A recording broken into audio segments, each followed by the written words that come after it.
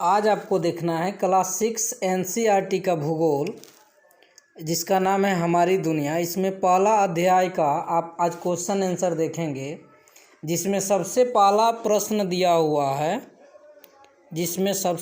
आपका प्रश्न दिया हुआ है, सही विकल्प को चुनें। राशियों की कुल संख्या कितनी है? पहला क्वेश्चन आपका पूछ रहा है, राशियों की कुल संख्या कितनी है। तो राशियों की कुल संख्या कितनी है, इसको जानने से पहले आप इसको पूरा विस्तार से देखिए कि राशि क्या है। कुल राशियों की संख्या जान जाएंगे ऑटोमेटिक, लेकिन अब देखिए कि राशि क्या है। यानी कि आपको देखना है कि तुला राशि, मकर राशि, मीन राशि, कन्या राशि, यानी कि इन्हीं को आपको देखना है। तो यह कहाँ पे है उसको पहले देखिए विस्तार से। देखिए यह आपके सूर्य है, और पृथ्वी इसके अराउंड यानी कि चारों तरफ चक्कर लगाती है। ये है आपके पृथ्वी। यह पृथ्वी सूर्य के चारों तरफ क्या करती है? चक्कर लगाती है। तो वही चीज़ इसका कहना है कि तारों के कई विशेष समूह है। ये जो दिख रहा है ना आपको तारा, ये छोटे छोटे तारा है, छोटे छोटे तारा का समूह है। यहाँ पृथ्वी से हम लोग देखेंगे ना, ये छोटे छोटे तारा का समूह है, जो एक आकृति का रूप ले लिया है। देखिए औरत के जैसे है, इसीलिए इस राशि को क्या बोला जाता है? कन्या राशि। तो इसी प्रकार से आपको देखना है, कह रहा है कि तारों के कई विशेष समूह है।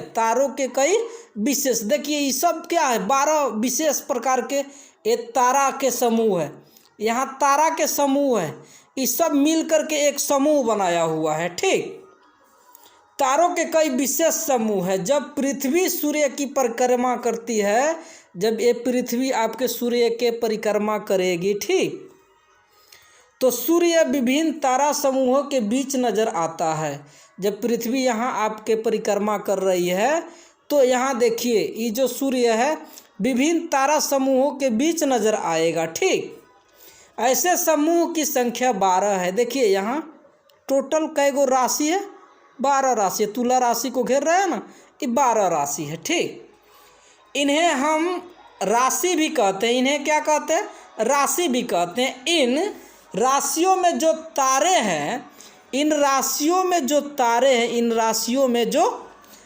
हैं, वे किसी न किसी आकृति के तरह नजर आते हैं।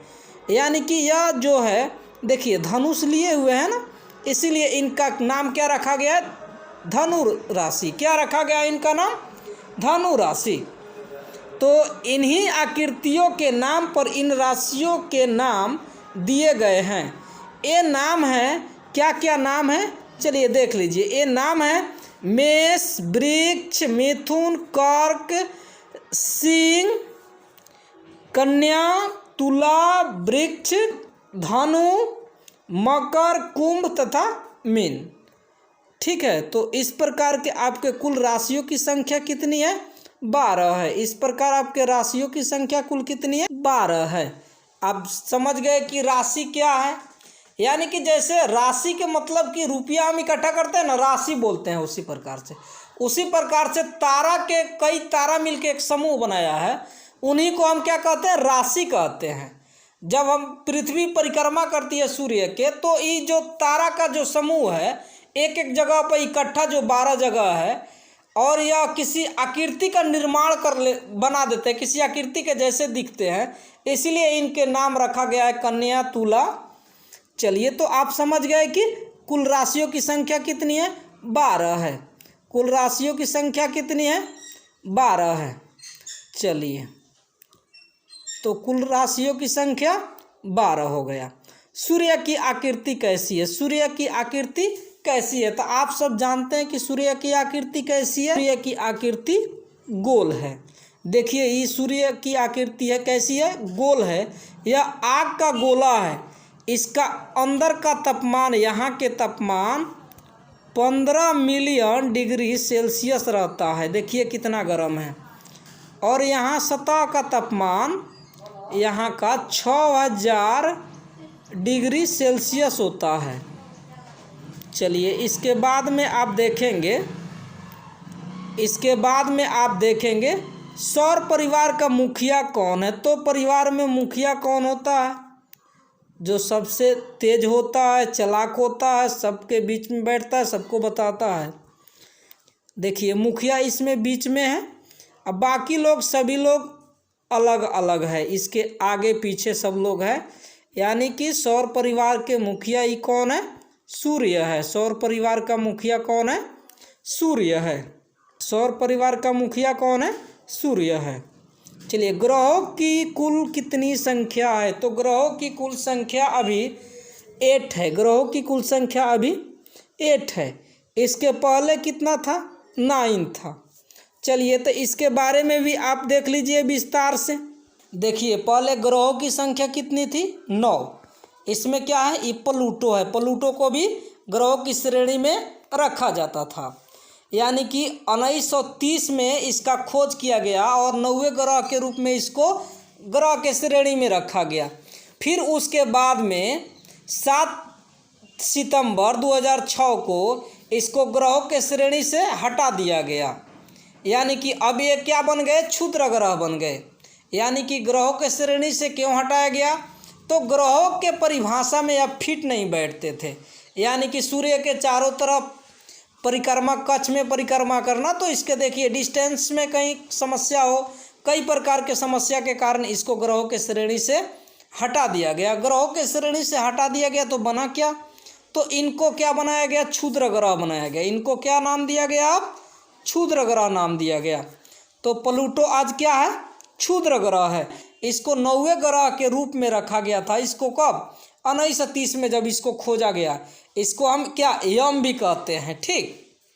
और इनको क्या कर दिया गया? 7 सितंबर 2006 के ग्रहों के श्रेणी से हटा दिया गया, क्योंकि ग्रहों के जो नई परिभाषा के आधार पर जो इसका परिभाषा निकला था उसमें यह फिट नहीं बैठता था, इसीलिए इसको ग्रहों के श्रेणी से हटा दिया गया।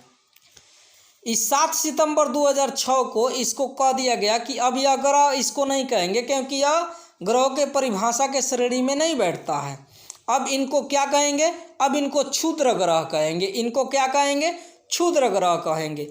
और क्षुद्र ग्रहों की संख्या तो बहुत है, जिसमें इनको क्षुद्र ग्रहों की संख्या के कितने नंबर पे रखा गया है? 13,43,401 नंबर पर इनको क्षुद्र ग्रहों की श्रेणी में रखा गया है। चलिए तो अब हम क्या करते हैं कि सूर्य से नज़दीकी के हिसाब से हम क्या करते हैं, सभी ग्रहों को एक एक करके देख लेते हैं। मरकरी सबसे पहले क्या है? मरकरी सूर्य के सबसे नज़दीक कौन ग्रह है? मरकरी है। सूर्य के सबसे नज़दीक कौन ग्रह है? मरकरी है, यानी कि बुध ग्रह है। चलिए उसके बाद में सूर्य से दूरी के अनुसार दूसरा कौन ग्रह है? शुक्र ग्रह, जिनको हम क्या कहते हैं? वेनस बोलते हैं। तीसरे नंबर पे आता है कौन? पृथ्वी। और शुक्र ग्रह को याद रखेंगे सबसे गर्म ग्रह कहा जाता है। शुक्र ग्रह को सबसे गर्म ग्रह कहा जाता है। बुध ग्रह उतना गर्म नहीं है जितना शुक्र ग्रह है। शुक्र ग्रह पे 465 डिग्री सेल्सियस तापमान पड़ता है, जबकि बुध ग्रह पे 445 डिग्री सेल्सियस तापमान पड़ता है। और पृथ्वी पर 56.7 डिग्री सेल्सियस तापमान पड़ता है। तो ये दूरी के अनुसार पृथ्वी तीसरे स्थान पर आती है ग्रहों के श्रेणी में। उसके बाद है मंगल। तो मंगल यानी कि मार्स, क्या बोलते हैं इंग्लिश में इसको? मार्स बोलते हैं। मंगल यानी कि ल है, देख लीजिए मंगल, लाल ग्रह, इसको लाल ग्रह भी बोलते हैं। क्या बोलते हैं? लाल ग्रह भी बोलते हैं।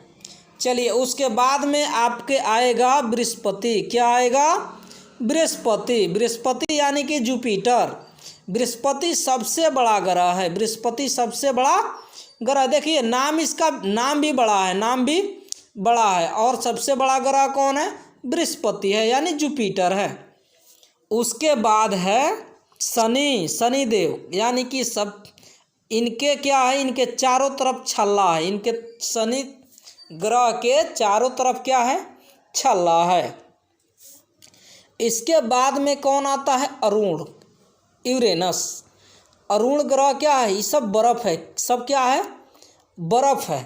यह सबसे ठंडा ग्रह के श्रेणी में आता है।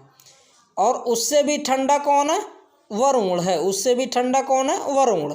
और सबसे दूर ग्रह कौन था, पहले प्लूटो था, अब सबसे दूर ग्रह कौन है, वरुण है। चलिए, और पृथ्वी, बृहस्पति, मंगल, शनि यह एक दिशा में चक्कर लगाते हैं, पश्चिम से पूरब की तरफ चक्कर लगाते हैं, जबकि ये आपका शुक्र ग्रह और अरुण ग्रह यह पूरब से पश्चिम के तरफ चक्कर लगाता है। तो यहाँ दिन पश्चिम से होता होगा, यहाँ मतलब सूर्य कहाँ से निकलता हुआ दिखाई पड़ेगा, पश्चिम से निकलता हुआ दिखाई पड़ेगा। चलिए, इसके बाद में देखते हैं। इसके बाद में 5 नंबर कह रहा है कि सप्तऋषि कितने तारों का समूह है। देखिए, आप अनुमान लगाएंगे तभी भी कह सकते हैं कि 7 तारों का समूह है, लेकिन इसके विस्तार से जानेंगे कि सप्तऋषि तारा है कहाँ, कैसा है। तो चलिए देखते हैं सप्तऋषि तारा को, कि सप्तऋषि तारों का समूह। रात में उत्तर दिशा में 7 तारों का एक समूह नजर आएगा, जिसे सप्तऋषि के नाम से जाना जाता है।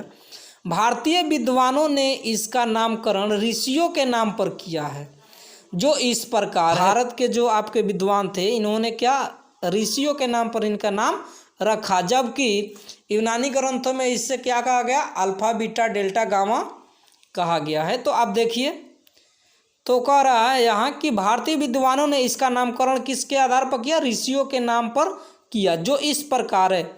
ऋतु, पुल, पुलस्तस्य, अत्रि, शिष्ट, अंगिरा एवं मरीचि। यूनानी ग्रंथों में इसे alpha, beta, gamma, delta, epsilon, Etah and जेटा कहा जाता है। ऋतु एवं पुला को मिलाने वाली रेखा उत्तर दिशा का सूचक है। यही आपके सप्तऋषि तारा है, 1 2 3 4 5 6 7, यानी कि यही 7 तारों के समूह को क्या बोला जाता है, सप्तऋषि बोला जाता है। यही 7 तारों के समूह को क्या बोला जाता है, सप्तऋषि बोला जाता है। देखिए, यही 7 क्या है, आपके ताराओं का समूह है। चलिए, यह आपके 7 तारा के समूह को क्या बोला जाता है, सप्तऋषि बोला जाता है। और ये जो देखिए, ये जो तारा है, यह आपके किस दिशा को सूचित करता है, उत्तर दिशा को सूचित करता है। चलिए, अब हम लोग अगले एपिसोड में दूसरा नंबर क्वेश्चन विस्तार से फिर देखेंगे। जय हिंद दोस्तों।